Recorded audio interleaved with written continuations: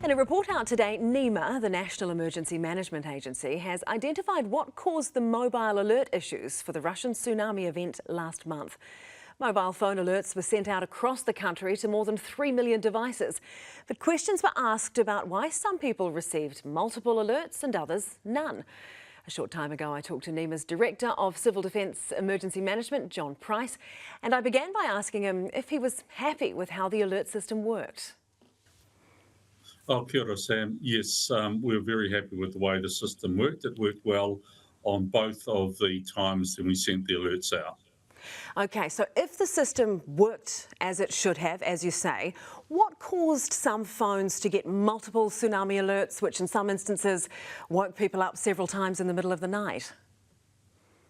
Look, firstly, the whole concept of an emergency mobile alert is to give the message to New Zealanders when there is the likelihood, in this case, of quite an intensive tsunami hazard and threat to New Zealanders. So the fact it got to 3.5 million phones is a very good thing. When you send out an alert like this to that many phones, there's a whole lot of possible issues that have occurred.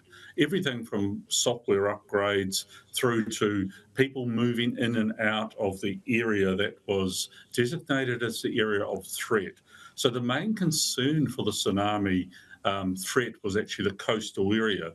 So when we do this and we set this emergency mobile alert up for 12 hours, so it meant that if people were outside of that given area that we had determined needed to be told about the risk, and people moved in and out of that area, it would actually set off their phones, and the alerts would go on and off as they moved in and out of that alert. On the flip side of that though, John, and you could argue more concerningly, there were plenty of people that said that they got no alert at all. So why was that?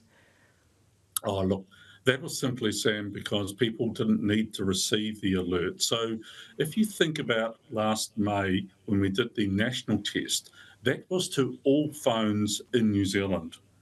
This alert was only to those phones that sat within the area of determined risk and threat, e.g. the coastal areas. If, as you're saying, that this has worked as planned and in some instances it's the phone's fault or coming in and out of a coverage area, is there anything that needs to be done to prevent issues next time in your view? Look, there's always the opportunity to improve what we do. But I just want to reinforce the emergency mobile alert system is a system that is used internationally. Over 30 different countries use the same system. There will always be issues when you do an alert like this over a long, extensive period of time and over a designated area.